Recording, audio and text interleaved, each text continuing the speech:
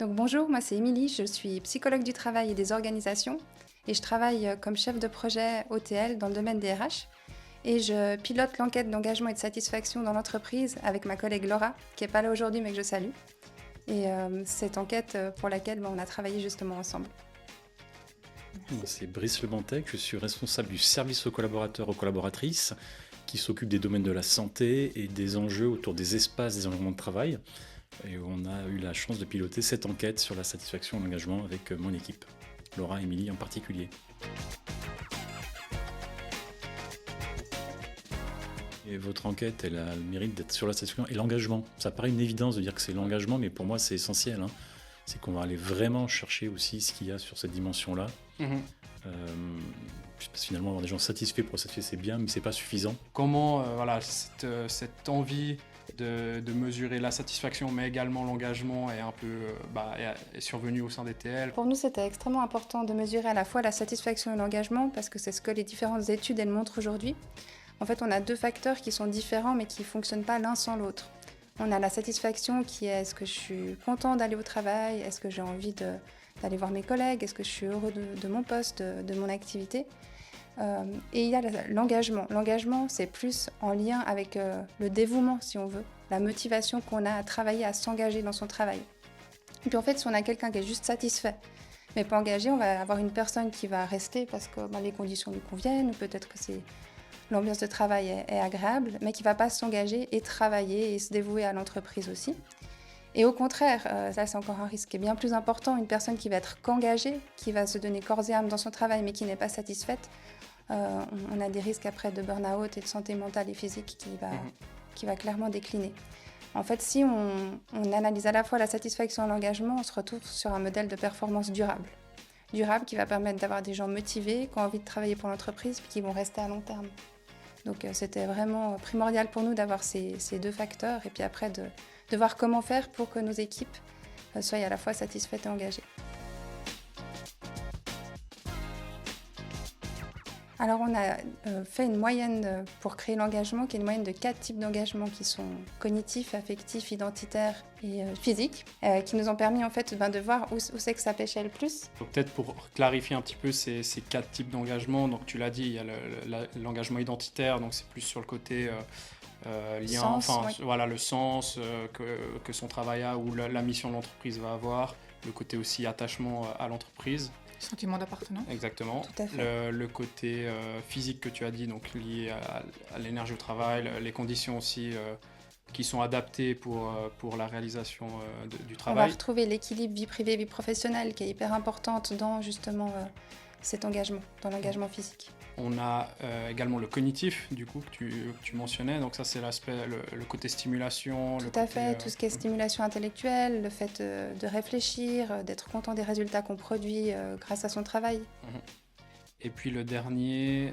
Le côté affectif. Affectif. Donc tout ce qui est en lien avec les collègues, avec le management, le côté collaboratif. Et puis en plus de ça, dans l'enquête qu'on a menée, on a vraiment listé un nombre important, une quarantaine de facteurs qui sont liés aux conditions de travail, à l'entreprise, aux relations humaines. De votre point de vue, qu'est-ce qui a permis aux gens effectivement de s'exprimer de manière très libre dans l'étude qu'on a menée ensemble? C'est vraiment en travaillant avec vous, en fait. Vraiment une entreprise externe qui nous permettent d'avoir des résultats qui ont été consolidés et mis en page et complètement anonymisés pour nous. Et puis de le mentionner après auprès des collaborateurs et collaboratrices dans toutes les communications, de garantir cet anonymat, cette confidentialité. Pour préciser sur l'anonymat, aussi au niveau de la manière de fonctionner pour ceux que ça intéresse, on garantit aussi le fait que pour un indicateur, il faut avoir au minimum 15 répondants, voire non, c'est 30 répondants pour... Puis d'avoir, quand on envoie le questionnaire aux équipes, d'avoir un lien qui ne vient pas d'ETL, d'avoir vraiment le nom d'une entreprise externe qui gère ça, c'est assez rassurant aussi. J'ai l'impression, je ne sais pas ce que vous en pensez, mais en lisant les verbatim, que les collaborateurs ils se sont lâchés. Ouais, à fond. Il n'y a pas eu cette peur Globalement, c'était... d'être contrôlé ou d'être identifié.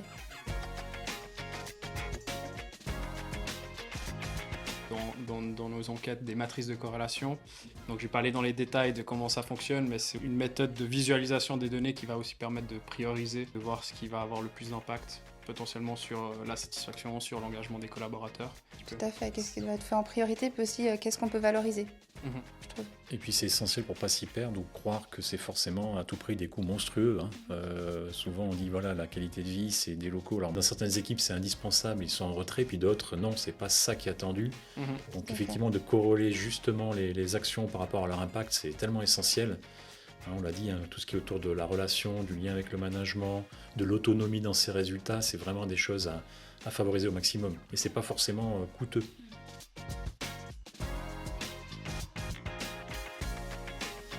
Il y a aussi la notion de reconnaissance qui est hyper importante.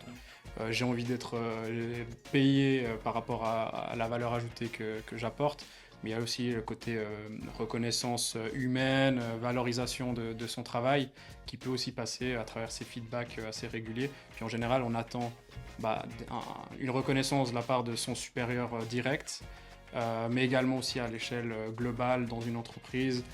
Nous, on l'a vu, les collaborateurs les moins motivés sont ceux qui attendent une meilleure reconnaissance de la part de leurs supérieurs. Et le deuxième point, c'est aussi le côté transparence des process, trop d'opacité au niveau du fonctionnement de l'entreprise, que ce soit RH ou de manière globale sur les prises de décision. C'était vraiment ces deux éléments-là qui pêchaient au sein des personnes les moins motivées. Ouais, c'est vrai qu'on le voit aussi dans notre enquête, le facteur de reconnaissance il est extrêmement important à tous les niveaux.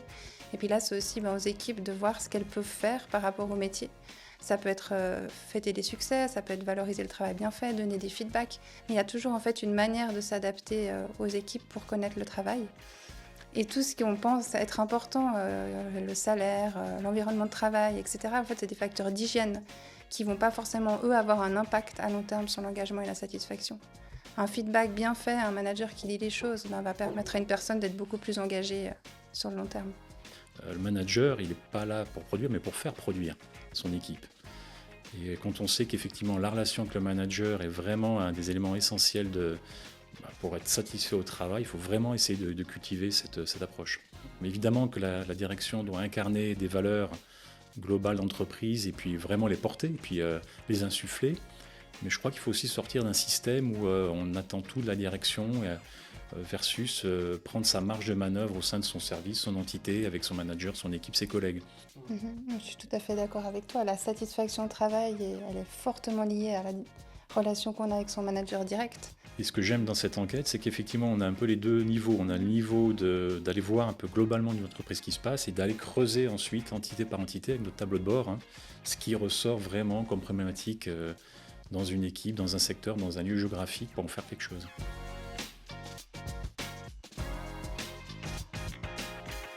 Après, les RH, c'est pas que ça, c'est aussi du développement de culture d'entreprise, c'est le développement d'actions suite à des enquêtes de satisfaction d'engagement, c'est insuffler une politique de diversité dans les entreprises, d'inclusion. On a beaucoup d'actions autour de la diversité. Il y a aussi le développement des compétences. Ça, c'est quelque chose dont on parle moins, mais en tout cas, dans notre entreprise, c'est vrai qu'on a la chance de pouvoir se former. Alors, peut-être pas suffisamment au goût de tout le monde, mais il y a des formations qualifiantes, il y a des gens qui évoluent dans leurs fonctions, puis ça, c'est de la politique RH. Alors, On nous dit beaucoup que le secteur des RH, il est en pleine innovation. Alors, pas que par rapport à l'IA, parce que je sais qu'il y a des raccourcis après qui sont faits avec ça. Est-ce que vous avez le sentiment qu'il y a une vraie évolution qui voit le jour, ou qu'il y a une accélération de cette évolution positive dans le cadre de vos fonctions RH ? En tout cas, il y a un besoin accru de remettre vraiment les ressources humaines, et j'ai envie de dire même les relations humaines, le R pour dire ressources, relations au centre, et que c'est effectivement essentiel aujourd'hui pour générer la satisfaction de l'engagement dans les entreprises. Et c'est clair que ces directions RH, elles ont un rôle clé par rapport à ça. Bien sûr qu'il y a un rôle de cadre à faire appliquer, bien sûr qu'il y a des principes à dicter, bien sûr qu'il y a aussi des enjeux financiers, des enjeux de masse budgétaire, il faut en avoir conscience. Il y a des enjeux qui sont à peser. Mais développer comme innovation une relation humaine finalement de qualité qui fait qu'on est motivé, qu'on a envie tous les jours de venir au boulot avec enthousiasme et avec engagement, au final, c'est juste essentiel et ça va rendre les entreprises, celles qui vont prendre en tout cas ce tournant, bien plus performantes. Rien ne va remplacer la discussion et puis la collaboration humaine. D'ailleurs, on l'a vu dans l'enquête, c'est les retours qualitatifs finalement. C'est ce que les gens ont écrit, nous ont dit. qui nous ont permis de vraiment bien comprendre le ressenti de chaque équipe.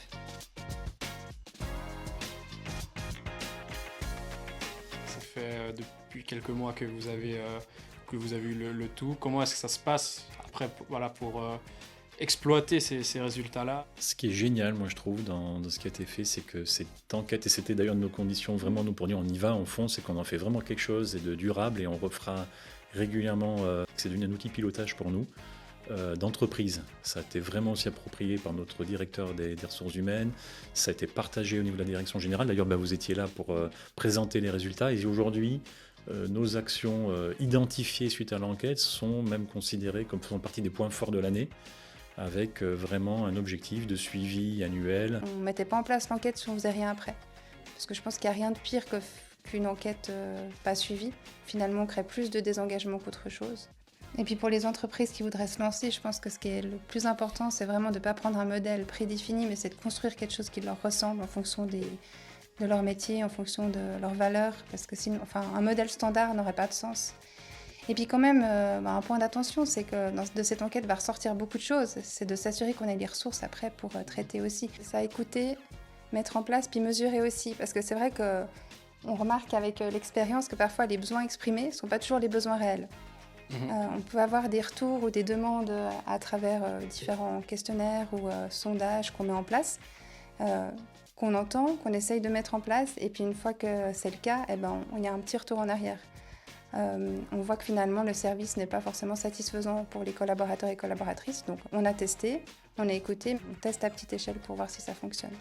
Merci beaucoup de nous avoir fait confiance déjà et d'avoir mené ça vraiment en tant que partenaire. C'est un vrai partenariat, je trouve, en tant qu'agence et puis client. On se réjouit de voir l'évolution des résultats dans déjà les mois à venir et puis les années à venir, puisqu'effectivement c'est l'évolution des chiffres qui permettra, je l'espère, d'améliorer les situations des collaborateurs, collaboratrices, et que tout le monde soit encore plus heureux au travail, parce qu'en Suisse, on est quand même pas si mal au final. Merci beaucoup d'avoir pris une heure pour discuter avec nous aujourd'hui.